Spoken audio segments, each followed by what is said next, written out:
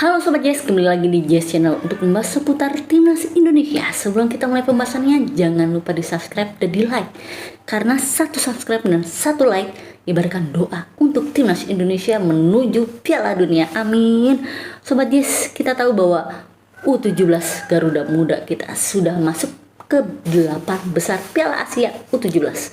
Dan jadwalnya pun sudah keluar, di mana tanggal 13 dan tanggal 14 April itu sudah memasuki babak 8 besar. Dan memasuki 8 besar ini, Sobat Jazz, kita lihat dilansir dari Skor Indonesia, Timnas Indonesia akan berhadapan dengan Timnas Korea Utara.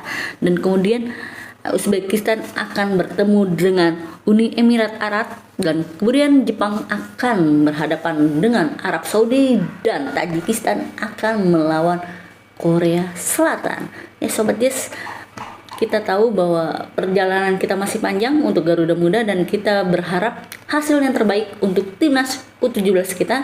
Dan sudah sejauh ini Sobat Jazz, dipastikan Timnas U17 sudah memberikan yang terbaik untuk Indonesia. Kita berharap bahwa di 8 besar dan perjalanan selanjutnya, Timnas U17 lebih fokus, lebih berkomitmen, dan pastinya bisa memberikan kontribusi positif untuk Timnas Indonesia. Dan harapan kita semua pasti Sobat Jazz bahwa U17 ini bisa sampai di level final Piala Asia U17 kali ini.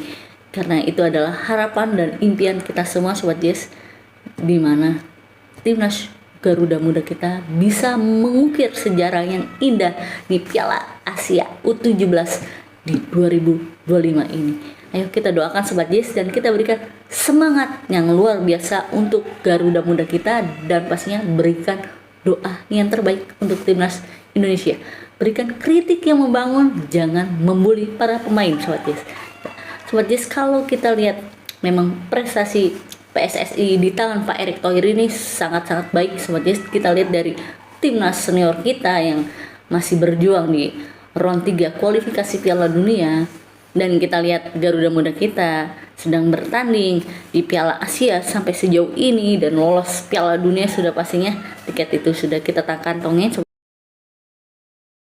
Untuk berita selanjutnya Sobat Jazz, di mana hari ini Pak Erick Thohir bertemu dengan Presiden Qatar Football Association di sini di Kongres AFC ke-35 2025 Kuala Lumpur, Malaysia. Presiden KFA menyambut baik lolosnya Indonesia ke Piala Dunia U17 2025 di Qatar November mendatang. Ya, karena kita tahu bahwa Indonesia menjadi negara satu-satunya perwakilan dari Asia Tenggara, dan kita mendoakan ucapan langsung dari Presiden Qatar Football. Pak Erick Thohir juga bertemu dengan Presiden Asosiasi Sepak Bola Jepang.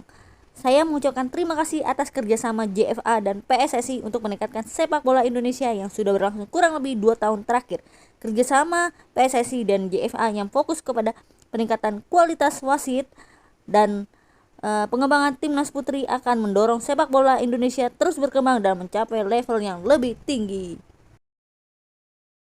Ya, Sobat Jazz, seperti yang kita ketahui bahwa sebelumnya Pak Erick Thohir sudah bertemu dengan Presiden sepak bola Korea Selatan. Ya, Pak Erick mengucapkan selamat kepada beliau setelah kembali terpilih sebagai Presiden KFA untuk keempat kalinya secara beruntun. Dan yang kita tahu juga Sobat Jazz bahwa wakil dari beliau adalah mantan pelatih Timnas Indonesia, yaitu Sintayong. Semoga mereka berdua solid dan semakin erat hubungannya dengan PSSI untuk membangun sepak bola Asia lebih mendunia. Ya Sobat Jazz, seperti yang kita ketahui bahwa PSSI di era sebelum Pak Erick Thohir, ibaratnya kita ada di masa-masa kegelapan, dan di tangan Pak Erick Thohir sebagai ketua PSSI, kita menoreh banyak prestasi untuk persepak bolaan Indonesia. Salah satunya peningkatan ranking FIFA kita, mau itu senior, mau putri, futsal, semuanya naik Sobat Jazz. Dan itu adalah prestasi yang sangat gemilang yang ditoreh oleh PSSI saat ini. Dan kita berharap semoga Pak Erick Thohir berkomitmen dengan tegas bahwa PSSI bisa memberikan yang terbaik untuk Indonesia. Gak cuman masalah timnas Indonesia, tetapi juga masalah di liga-liga Indonesia. Sobat Yes, seperti yang kita ketahui baru saja kemarin kita agak sedikit dilukai oleh oknum-oknum yang kurang bertanggung jawab. Sobat Yes, kalau kalian tahu bahwa semalam itu ada pengundian untuk Liga 4 di mana kita bisa lihat Sobat Yes ya, agak sedikit terlukai Sobat Yes. Bisa dilihat ya, di mana sesuatu yang sudah dirancang seperti sudah ada ya negosiasi atau apa dari sana, dan kita berharap kejadian ini tidak terulang lagi. Dan pastinya hal ini sangat melukai, merusak citra PSSI, dan kami harap Pak Erick Thohir bisa bertindak tegas atas kejadian semalam itu di pengundian Liga 4, karena ini benar-benar merusak citra PSSI yang sudah baik ini Pak Erick. Jadi tolong diberi sanksi yang tegas untuk oknum-oknum ini dan diusut tuntas pastinya Pak Erick Thohir, karena ini sangat merugikan kita dan membuat kami jadi memandang negatif soal liga yang ada di Indonesia. Jadi tolong diperbaiki Pak Erick Thohir, dan saya pasti yakin Pak Erick Thohir sudah sangat bekerja keras untuk sapu-sapu, untuk bersih-bersih, untuk membasmi oknum-oknum yang ingin merusak citra PSSI. Dan Pak Erick, semoga hal-hal serupa ini tidak terjadi lagi di liga-liga Indonesia, dan semuanya harus transparan dan terbuka untuk kami semua. Dan pastinya Pak Erick, tolong itu yang baju merah jangan sampai lolos. Untuk pembahasan selanjutnya Sobat Yes, masih soal drawing Liga 4 semalam yang bikin gedek kesel kita semua Sobat Yes. Dan di sini Pak Erick Thohir sudah akhirnya membuka suara Sobat Yes. Kita lihat di sini Pak Erick Thohir berkata bahwa kami menyesalkan pelaksanaan drawing Liga 4 yang berujung secara tidak profesional dan tidak transparan. Ya, sudah jelas ya kemarin kita lihat ya Sobat Yes, bahwa itu ada unsur kesengajaan, unsur main-main di pihak sana. Dan kita baca selanjutnya, jangan pernah main-main dengan kompetisi liga. Demi menjunjung fair play dan integritas kompetisi, kami mendesak agar dilakukan drawing ulang dengan prosedur yang jelas, adil, dan melibatkan semua pihak yang terkait. Hasil drawing Liga 4 dipastikan akan diulang ya, dan ini sudah clear, sudah direspon positif oleh Pak Erick Thohir, dan kami berharap Pak Erick Thohir bisa memberikan sanksi yang tegas bagi oknum-oknum itu Sobat Yes ya. Pak Erick, semoga Pak Erick bisa memberikan sanksi yang sesuai untuk oknum-oknum yang ingin merusak citra PSSI yang sudah Pak Erick jaga ini. Jadi Pak Erick, yuk yang merah, yang pakai baju merah itu jangan sampai lolos. Ya Sobat Yes, masih dilansir dari Skor Indonesia. Kita lihat Sobat Yes bahwa kita sempat mendengar dan menyaksikan bahwa PSSI sudah sidang paripurna beberapa bulan yang lalu oleh DPR oleh Komisi 10 dan 13 DPR RI, di mana di sini disimpulkan, kita lihat dilansir dari Skor Indonesia, disimpulkan hasil rapat itu adalah target timnas senior, di mana di 2031 lolos Piala Dunia U17, dan di 2033 lolos Piala Dunia U20, dan di 2036 lolos ke Olimpiade, dan di 2038 lolos Piala Dunia. Ya, seperti yang kita ketahui Sobat Yes, kalau untuk 2025 ini sudah dipastikan Piala Dunia U17 sudah di genggaman kita.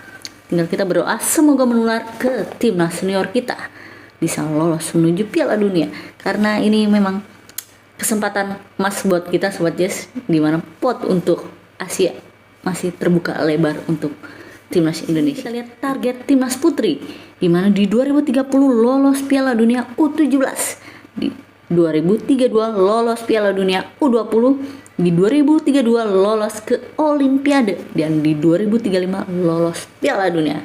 Ini adalah target-target jangka panjang kita. Selanjutnya Sobat Yes, kita lihat di sini strategi PSSI. Ya, ini adalah strategi di mana fase 2023 sampai dengan 2028 adalah fase pengembangan. Ya, seperti yang kita ketahui Sobat Yes, kita sedang berkembang untuk meningkatkan performa kita di kaca dunia. Dan kita berharap ini stabil ya Sobat Jess. Dan kita lihat juga di fase 2028 sampai dengan 2034 itu adalah fase stabilitas ya. Kita berharap di 2028 2034 ini kita stabil dan tidak ada penurunan. Tinggal bagaimana caranya nanti PSSI dan juga para pelatih timnas Indonesia bekerja sama untuk memberikan taktik-taktik cantik yang pastinya strategi-strategi jitu untuk memenangkan segala pertandingan yang ada. Dan kita lihat di sini fase terakhirnya adalah fase 2034 sampai dengan 2045, yaitu fase golden area. Ya, kita tahu Sobat Jess bahwa timnas Indonesia dan juga Indonesia memiliki misi menuju era keemasan, menuju Indonesia emas di 2045. Dan target PSSI pada 2045 adalah 45 ranking FIFA. Wow. Ya, Sobat Jess, kita berharap semoga strategi PSSI dan target dari PSSI benar-benar sesuai dengan apa yang sudah mereka rencanakan dengan matang. Dan kita sebagai warga negara yang baik pastinya mendukung dengan tuntas, mendukung dengan maksimal untuk kepengurusan PSSI dan juga timnas Indonesia. Dan syaratnya satu Sobat Jess, apapun yang telah terjadi, apapun yang akan terjadi pada timnas Indonesia, kita harus terus kawal timnas kita. Dan bagi mereka-mereka yang ingin mengganggu timnas Indonesia, ayo kita kawal terus, jangan sampai mereka merusak apa yang sudah dijalani oleh PSSI. Ya Sobat Jess, sekian pembahasan kita kali ini. Menurut kalian, berapakah skor timnas U17 saat melawan timnas Korea Utara U17 nanti? Silahkan tulis di kolom komentar apakah Garuda Muda kita bisa melaju pesat untuk sampai ke final Piala Asia U17.